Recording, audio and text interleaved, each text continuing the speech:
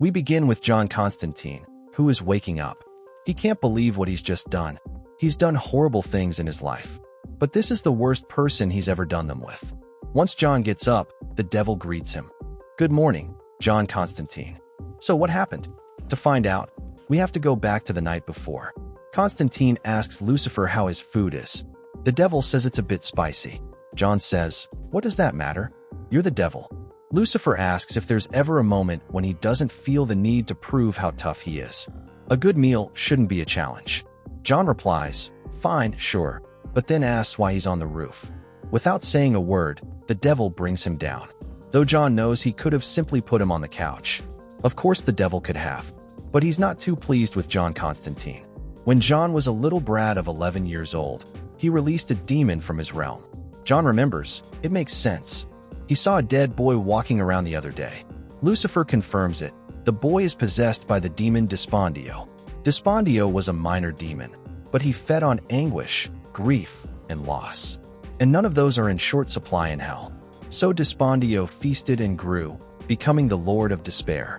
But being the Lord of Despair wasn't enough to satisfy his hunger for power. He wanted more. He wanted to rule all of hell. He even tried to challenge Lucifer, demanded he step down. But obviously, he wasn't going to drain him. This little demon was no match for the devil himself. The outcome was inevitable and messy.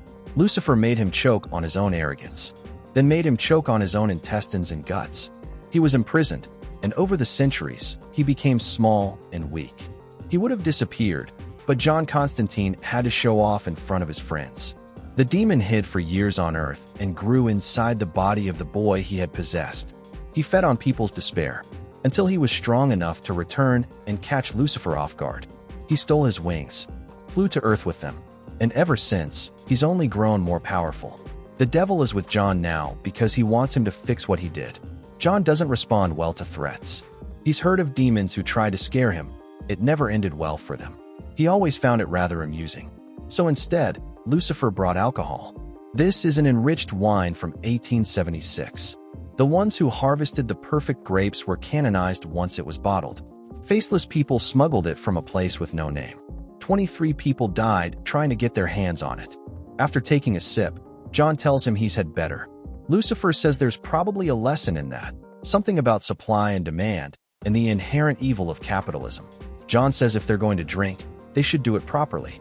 This, on the other hand, is a good whiskey, not made by angels, but it's a small miracle a whole bottle survived. It sells for around 50 pounds. No one died bringing it here. Many have wished they were dead the morning after drinking too much of it. And now, he tells Lucifer Morningstar, the first of the fallen, the Lord of Hell, they're getting drunk. And after they drank, well, we already know what happened. They talked about their fathers. John said his only seemed happy when he took him to football matches. Lucifer explained that his own father was happier before he led a rebellion against heaven.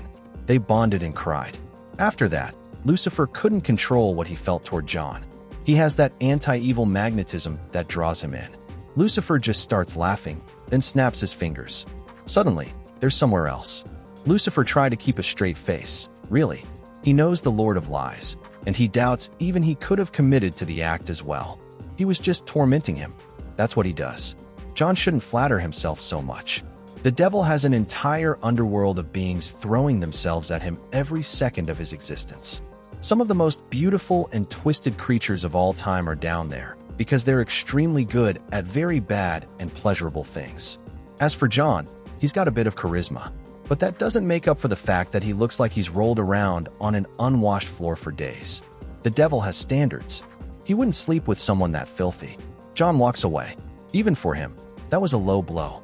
He's beneath Satan's standards. The phone starts ringing. The call surprises him. Remember that in the previous chapter, his friend Gary had been killed by the possessed boy. For John, it's a tragedy. Gary was a genuinely good guy, and there aren't many of those around anymore. Once they arrive at the crime scene, Aisha tells him they have to find whoever did this and make them pay. And at this point, Aisha asks, "Who is this guy?" John asks Lucifer for a moment alone and asks him if she really can't see the horns. Lucifer tells him no, she can't, but he can. And if he wonders why that is, it's because he knows the horns scare him. Once the conversation ends, Constantine asks Aisha to give him a moment alone with his friend's body. But Aisha says it's a crime scene. He can't. John just needs a few minutes. He promises she'll know everything she needs to. What's going to happen is simple. He's going to have a chat with someone. As he walks down the alley, John greets his friend Gary. He asks, "What happened?" He assumes it must have been something shocking. Gary just says he feels cold. John can imagine. Gary feels like he should be somewhere else, but he can't go. He left him here, so he'd be found. And it's all the fault of that boy, Billy. What John wants to know is whether Gary left any message. Gary says he wanted him to know it was his fault, and that he'll be here, standing in a long line, waiting for the end. That's all he said, before breaking Gary's arm. He made it look easy, like snapping a twig. And then he killed him. John says goodbye. He could have found a way to walk away from all of this. Let Billy keep throwing greedy idiots out of the sky. He didn't want to work protecting rich people while also serving the devil. But this demon made it personal. John is going to break the seal and release him, so he can go to a better place, or at least better than Liverpool. John breaks the seal and tells his friend he's free to go, but then realizes there's something else keeping him here, a woman. And none of that matters, because Gary has to know he can't offer her anything anymore. John tells him that's not it. He killed her. It was an accident.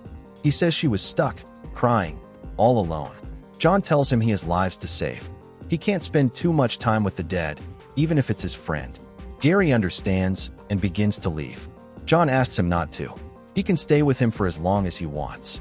Once John exits the alley, he tells Aisha it was Billy. That day Billy died in the river. The spell worked. They released a demon, and now it's inside Billy. He killed Billy. He's sure he's killing the rich. He's probably taking something from them first. Aisha tells him he can't arrest a 10-year-old child for murder. John says the kid won't be acting alone. He's powerful, but he'll have involved people who aren't in the body of a 10-year-old boy. Aisha knows the kid is in her house. But before John wants to go to his place, he first wants to visit Billy's father, the snobby businessman. A little later, when they arrive at Mr. Henderson's, he lets them in. But seeing John Constantine is something that puts him in a bad mood. After all, he blames him for his son's death. He thought John had come here to apologize, but clearly, that's not the case. And the police, along with the detective, are just wasting his time. He has a business to run. In fact, several. Aisha tells him they'll leave, though if he wants to talk later, she'll give him her card. For some reason, he doesn't accept it. He simply asks both of them to leave. Once everyone is gone, Billy enters his father's office. The boy asks, "What was that?" Billy plans to deal with Constantine, but the police are a different kind of problem. Is he maybe trying to drop him a hint? His father says no. He doesn't have to be stupid. Billy pulls out a blade and threatens his father. He can't ruin this. This is something good. He knows what will happen if anyone finds out. Billy starts cutting his own arm. What's going to happen is he'll end that kid's life and move on without him. Back with John Constantine, he knows Mr. Henderson is involved in all this. He moved exactly like someone who'd been shot in the shoulder. It matches the man who stole the wings from the morgue and got shot the other night. But they need a warrant to go further. And they need evidence of stitches on his shoulder. Lucifer starts getting agitated. If that man's there, he's going to rip it out of him. John tells him to calm down. That's not what they do. To the devil, there are no rules, and of course, he will do it. John tells him he can't do that here. This is a place for people who like talking to strangers or are too stubborn to try online banking. The police arrive and interrupt. They have to leave this place. Whatever they're doing, they need to do it outside. For John, the situation just got a lot more complicated. If there's one being in the universe guaranteed to have a problem with authority, it's this guy. The police approach Lucifer and touch him. Obviously, that doesn't sit well with the devil. That officer is nothing but an insolent idiot. Using one hand, Lucifer kills the cop. Aisha orders the devil to get on the ground. Obviously, he's not going to do that. Didn't he already make it clear how he feels about orders? Using his powers, he sets the gun on fire to burn Aisha's hands. John again begs the devil to calm down. He's serious. The devil says it's impossible for John to hurt him. But Constantine knows he can. This amuses Lucifer a bit. He doesn't even recognize that symbol. John tells him that's because it's just a light show, a little distraction. The devil asks if he thinks he's some lesser demon. Does he really believe he can hold him back with salt? John knows it won't hold him for long. That's why he's got a trick up his sleeve. He's going to use that salt circle to create a bit of fire. This is holy fire, captured in Jerusalem, kept as a spark in his pocket for just the right occasion. The devil backs off, but he can wait. John asks if he's going to demand a terrible punishment later. Of course, but he needs him. He doesn't want to face Despondio alone. Otherwise, he already would have. John will deal with this mess. He'll recover what was stolen from him. But Lucifer has to step aside and let him handle it his way. He needs to let go of his resentment. He should remember what pride comes before. Before John can finish his words, the devil walks away. To Gary, this is unbelievable. John Constantine just told Satan to leave. Clearly, that can't be a good sign. Once the devil is gone, John extinguishes the fire. Aisha calls for an ambulance while trying to reassure the guard that everything will be okay. Everything has just changed for the detective. That guy had horns, and she saw them. What she wants to know is who he was, and what exactly John Constantine is doing. John tells her he can't say, mainly because he doesn't think she'll like the answer. Aisha doesn't know who that man was, but she wants him gone, now. She won't be working with John Constantine again. Later, Gary asks John what the plan is. The bastard of Newcastle honestly doesn't know. He hasn't even thought about it. Maybe he didn't notice, but things got a little out of control and weird. Gary did notice, but since he was shot in the head recently and his brains are still more or less where they're supposed to be, he thinks he's the most qualified one to come up with a plan. Honestly, the dead man's right. Of course, the dead are always so insightful. But last night's whiskey is wrecking the inside of his skull, clashing with the beer still left from the night before. So maybe any plan would be better after a nap in his own flat. Well, John Constantine just lost his flat, because when he gets there, he finds it engulfed in flames. Gary tells him it looks like the devil set it on fire. And John agrees, that's some top-notch detective work. Not even Batman could have done it better. Well, now that he's pissed off the Lord of Hell and his apartment is in flames, those two things are clearly connected. John is going to leave and asks Gary to stay behind. If he gets bored, he should do him a favor and scare the guy downstairs. He's a jerk. Meanwhile, John's off to convince a judge to break the law. That would have been much easier with the devil at his side. To survive the things I've survived, you need eyes in the back of your head, or at least the ability to sense when something truly evil is lurking behind you. I hurt his feelings. I should have known he wouldn't leave without taking something more. Someone is following John. He thought it was a good stalker. Well, Satan, let's end this now. But to John Constantine's surprise, it wasn't the devil, it was little Billy. John asks him if his dad knows he's up past bedtime. Billy says yes, and in fact, his current actions are in line with his father's wishes. John asks if he's going to kill him. Billy obviously wants to, but John brought him into this world, and for that, he's grateful. So, he'll give him a chance, but first, he's going to issue a threat. No matter who you are, if you have someone you love, he'll destroy them. John interrupts. He thinks Billy might have missed the stories about his own threats. He tends to get vengeful and a little violent. Billy is confident. He knows John won't hit a 10-year-old. But clearly, Billy was wrong, because John gives him a solid kick in the groin. The bystanders quickly rush in to confront him. John tries to convince them that this isn't what it looks like. One guy keeps hitting him. Thinks he's tough beating up a kid. Billy gets up. He doesn't need help. He breaks one man's neck and punches straight through the other. John really is a bastard. He should have killed him a long time ago. And if you're wondering, he can already taste John's despair. Suddenly, it's all interrupted by Lucifer. He can't eat John, because that bastard works for him. Before continuing, the devil is here because he wants his wings back. Despondio takes off his jacket and shows them off. He thinks they suit him well. But before a fight can break out, Despondio leaves. Part of him would love to fight, but he doesn't think it's worth the risk. John gets up. That was his hero. Lucifer apologizes for how he acted and for burning down his place. John thanks him. He really didn't expect that. The devil apologizes. He has anger issues, but he's working on them. John points out that his rage made him rip out a guy's kidney. The devil says it's fine. He had another one. Well, can't argue with that. And not just because their last argument ended with a kidney being removed. What the devil wants to know is, what was John doing out here? Constantine was thinking of a plan to defeat the demon and recover the wings. But the plan didn't include little Billy showing up and trying to eat him in the street. If he's right about what's happening, he needs Billy's dad behind bars to stop this. He was going to see a judge for a warrant, but it'll be much easier if the devil comes along. Lucifer asks if he has to torture a soul. John says no, he doesn't need his powers, just his fame. Later on, Constantine shows up at Aisha's house to show her the warrant he just got. It's his apology, in the form of an arrest warrant for Mr. Henderson. Aisha asks how he got it. John says it involved hell. She already knows Judge Brooks. He's also a Satanist. All John had to do was introduce him to his hero for a quick photo. And now he'll be honest with her. The guy with horns dressed in white that she saw earlier was the actual devil in person. She doesn't have to worry about him anymore. He agreed to back off and let John handle this alone. Soon after, they arrest Mr. Henderson and question him in a holding cell. Over the past month, several extremely wealthy individuals have disappeared. A number of them appear to have taken their own lives. So far, 5 of them have apparently jumped to their deaths. A social media CEO in the US, a coal baroness in her tax-free Australian island. But Aisha doesn't believe they were dirty. 2 days ago, the CEO of an online betting company was found on a spire wearing wings. Last night, a former prime minister was found dead on a rooftop. Something was clearly ripped from his back after the fall.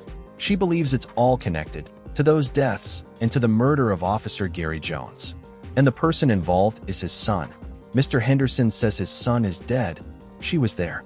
Aisha shows him a photo and asks him to explain what Billy was doing at the crime scene.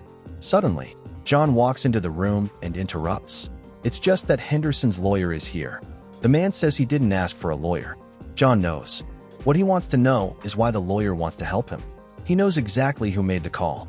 And he knows part of Henderson wants to tell them about the demon living in his son. Henderson understands now, but says he's doing all of this for his son, since the body is still his. If he doesn't do what the demon asks, it'll hurt him. John figured something like this was happening. Henderson says his lawyer will get him out in minutes. He excuses himself. More people are going to die. John has an idea. As soon as the lawyer enters, he wants Henderson to hit him. The lawyer comes in with police. His client won't be answering any more questions. The lawyer is shocked. Mr. Henderson grabs a chair to attack John Constantine, and he does, smashing the chair over him. The blow is so hard the chair breaks. Henderson says it was all for his son. After the chair, he punches him hard. Aisha steps in and arrests him for assault. She then asks the lawyer if he has anything to say. The hits are painful for Constantine. Aisha says his quick thinking might have earned him a few broken ribs. John asks if she slept. Aisha says she stayed up drinking 2 nights ago, and one of her best friends was murdered. So no, she hasn't slept much. John tells her to go home and rest. He'll stay at the station to protect Henderson. He asks her, please, to trust him. Aisha spent half a day walking with the devil, and he never told her. Now he wants her to just trust him? He's going to come here, isn't he? Billy will be here, or at least whatever lives inside him. John says yes, and even the devil is terrified of him. That should tell her all she needs to know for now. She's done all she can. Now he has to do the rest. John believes there might be a way to save the boy, but his father and he need to talk before Billy arrives. Later, Aisha gets home, where her husband is waiting with some wine. He knows she's had a terrible day and imagines she can't stop thinking about horrible things.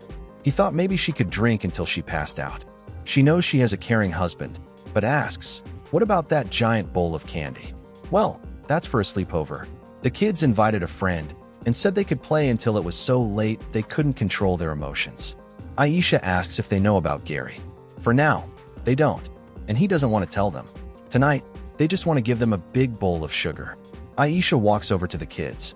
What she sees surprises her. Billy was already playing with them, and he asks Aisha if she's going to join them too. Thank you very much for watching this video. Don't forget to comment, like, and subscribe for more content like this. I'm TJ Prime, and see you in the next video.